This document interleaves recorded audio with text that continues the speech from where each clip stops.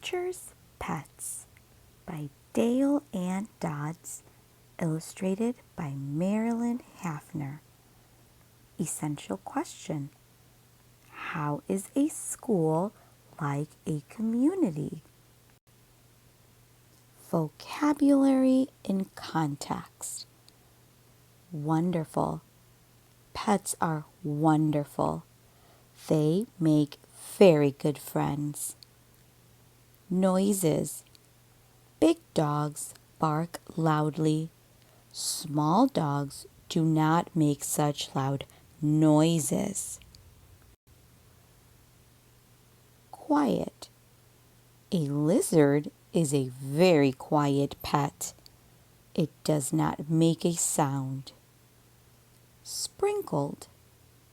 The fish food was lightly sprinkled on top of the water.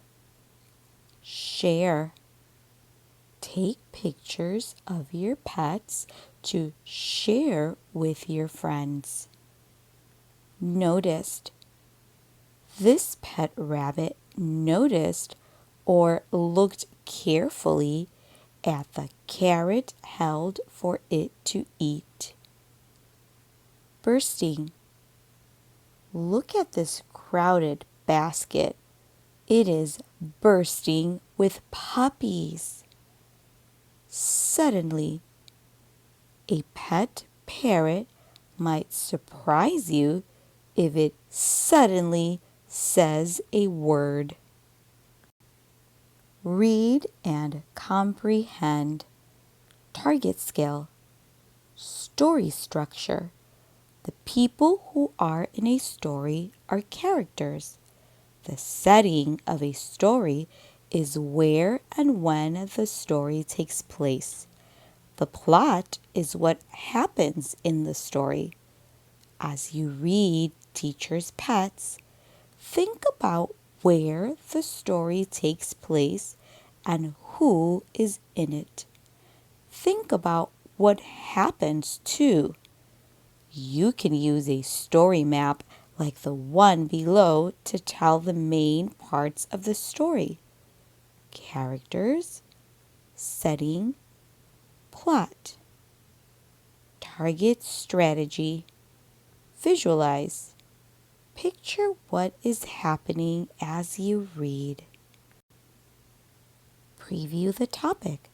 Places around town. A town is a place where people live and work. Think about a town you have lived in or visited. Each place around town is important for a different reason. A post office helps people keep in touch. Police stations and fire stations help keep people safe.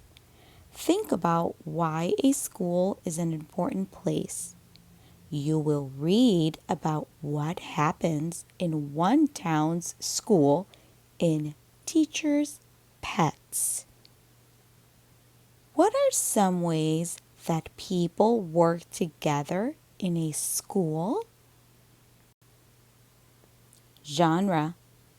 Realistic fiction is a story that could really happen. As you read, look for characters who act like real people, a setting that could be a real place, story events that could happen to you. Meet the author, Dale Ann Dodds. Dale Ann Dodds received a very special honor in 2007. Her book, Teacher's Pets, was read to hundreds of kids on the lawn of the White House during the annual Easter egg roll. Meet the illustrator, Marilyn Hafner. Readers of Ladybug magazine know two characters created by Marilyn Hafner, Molly and her cat, Emmett. For fun, Miss Hafner designs rubber stamps, usually with kids or animals on them. Good morning, class. My name is Miss Fry. Monday was sharing day in Miss Fry's class. You may bring something special, said Miss Fry. May we share a pet? Winston asked. Yes, said Miss Fry, but just for the day. On Monday, Winston brought in his pet rooster. I call him Red. He eats corn and he crows. The neighbors say he crows too much. What a wonderful pet, said Miss Fry. We're happy he can visit us today.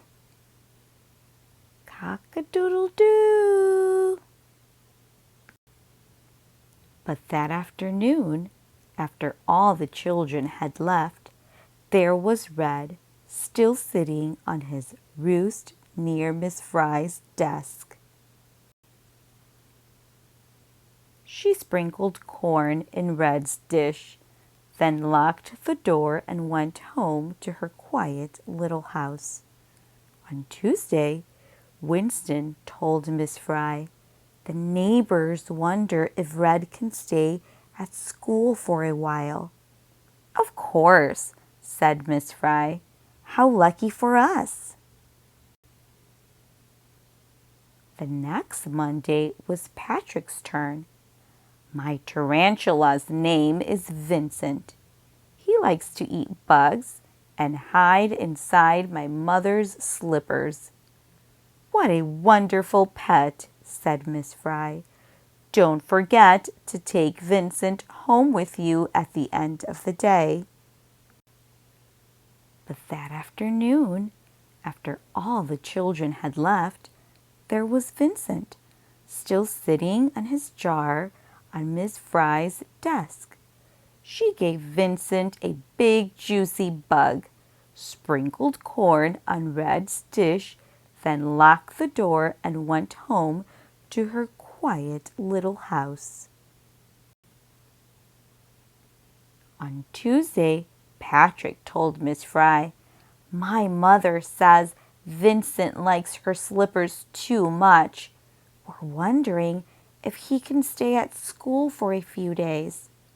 Of course, said Miss Fry. How lucky for us. The next week, Roger brought in his cricket. His name is Mo, said Roger. He eats leaves from the garden and sings chirp, chirp all night long. What a wonderful pet, said Miss Fry.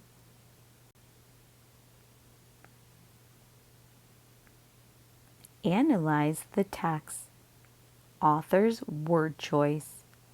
What does Miss Fry say every time a child asks if a pet can stay?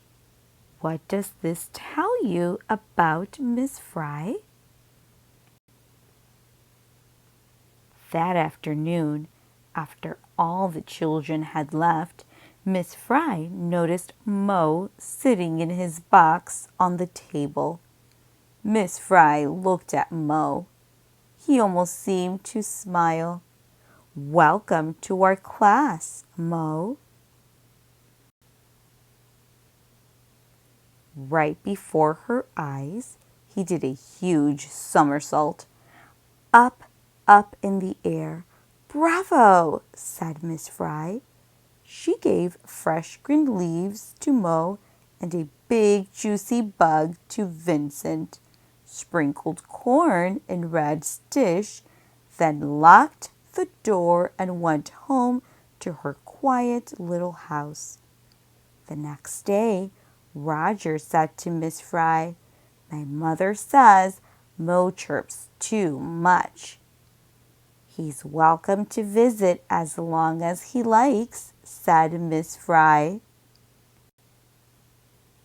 And so it went.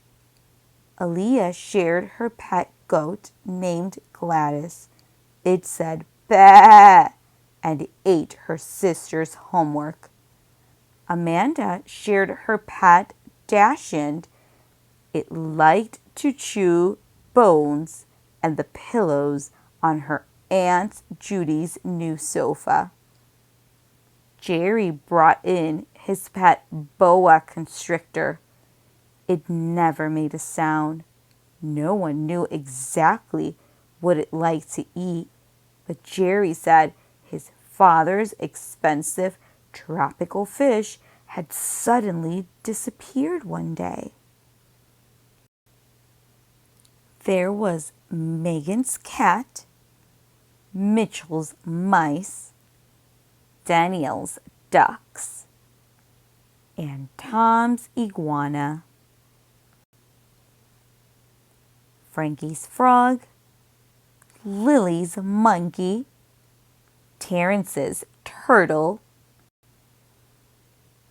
and something square and fuzzy that Avery brought in. It looks like a kitchen sponge, said Bruce. A really old kitchen sponge. It's my pet, said Avery, and that was that. Before long, Miss Fry's classroom was bursting with the happy noises of all the children's pets. Quack, quack, quack. Meow, meow. Cock-a-doodle-doo. Bah. Squeak, squeak. Ribbit, ribbit. Chirp, chirp. Woof, woof. On Parents' Night, the mothers and fathers walked around the classroom with great big smiles on their faces. Isn't it great, they said, that Miss Fry loves pets so? Only Roger's cricket sat quietly in his box. You must miss your garden, Miss Fry said. Chirp, said Mo softly. He crawled under one of his shiny green leaves.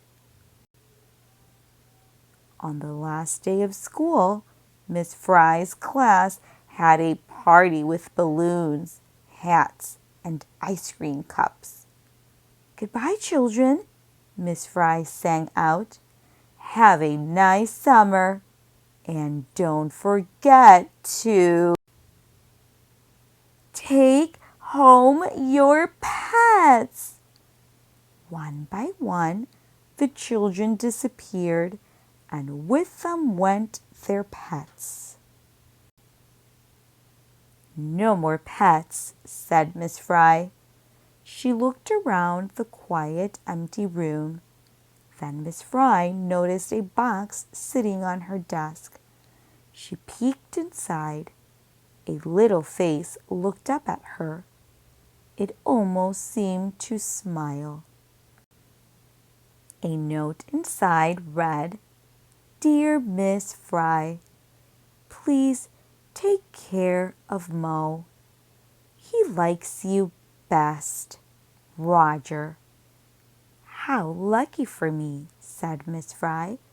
Mo did a huge somersault, up, up in the air. Miss Fry carried her new pet to her quiet little house and placed him in the garden among the rainbow of roses. That night, Miss Fry opened her window. She climbed into bed. She turned off the lamp.